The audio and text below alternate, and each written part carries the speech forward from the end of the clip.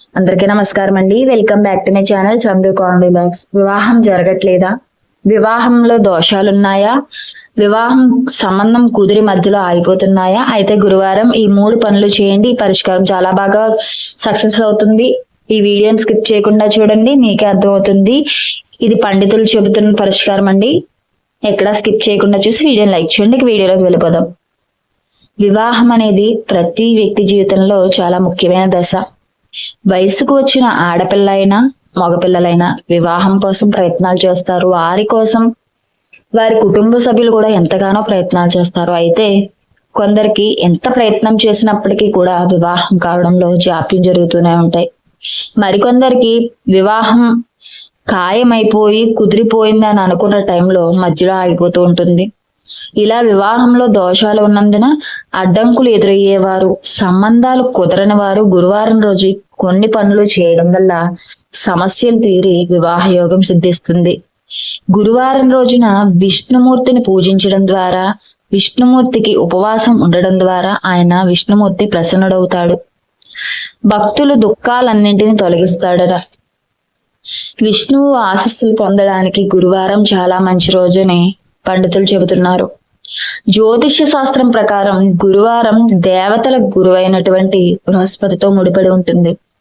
అందువలన గురువారం నాడు కుంకుమ పువ్వు లేదా పప్పు ధాన్యాలను ఎవరికైనా దానం చేసినట్లయితే జాతకంలో ఉండేటువంటి బృహస్పతి స్థానం అనేది బలంగా ఉంటుంది.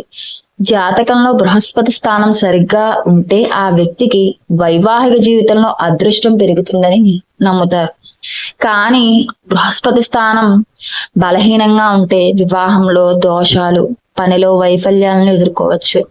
గురువారం నాడు ఈ కొన్ని పనులను చేయడం ద్వారా వివాహ సంబంధిత సమస్యలన్నింటినీ తొలగించవచ్చు. గురువారం రోజు విష్ణుమూర్తిని పూజించాలి. ఈ రోజున ఉపవాసం ఉండాలి. ఇలా ప్రతి గురువారం చేయాలి. వీలుంటే విష్ణువును ఆలయానికి వెళ్ళి సందర్శించుకోవాలి. దీనివల్ల విష్ణుమూర్తి ప్రసన్నుడవుతాడని, వివాహంలో ఉన్న దోషాలు అడ్డంకులని తొలగిపోతాయని నమ్ముతారు. గురువారం స్నానం చేసిన తర్వాత శుభ్రమైన బట్టలు ధరించాలి.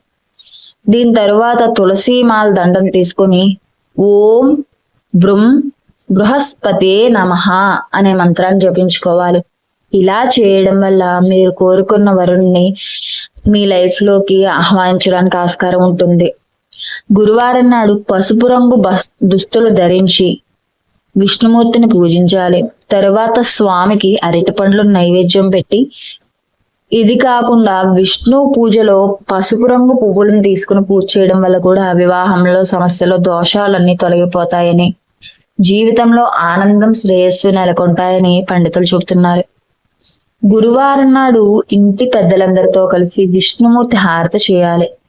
వివాహం జరగాలనే కోరిక తీరడానికి యోగ్యమైన వరుడు లేదా వధువు లభించాలని యువతి యువకులు ధనుర్మాసంలో విష్ణువును ఆరాధిస్తూ శ్రీవ్రతం చేయడం అందరికీ తెలిసిన విషయమే.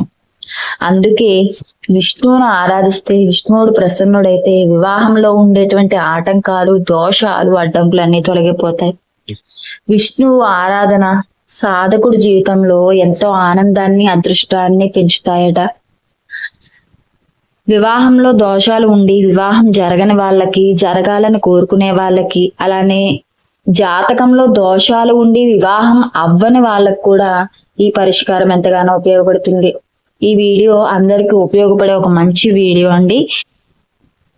మీ ఫ్రెండ్స్ కి, మీకు తెలిసిన వాళ్ళకి కూడా షేర్ చేసి వీడియోని లైక్ చేయండి. అలానే ఇంకా మన ఛానల్ ఎవరైనా సబ్స్క్రైబ్ చేసుకోకపోతే చందు కామెడీ వ్లాగ్స్ అనే ఛానల్ ని సబ్స్క్రైబ్ చేసుకోండి. వీడియో చిన్న వీడియోయే కాబట్టి మీకు తెలిసిన వాళ్ళకు కూడా ఈ పరిష్కారాన్ని చెప్పండి. ఖచ్చితంగా సక్సెస్ అవుతుంది. వివాహం అయి మంచి జీవితాన్ని పొందుతారు. Thanks for watching.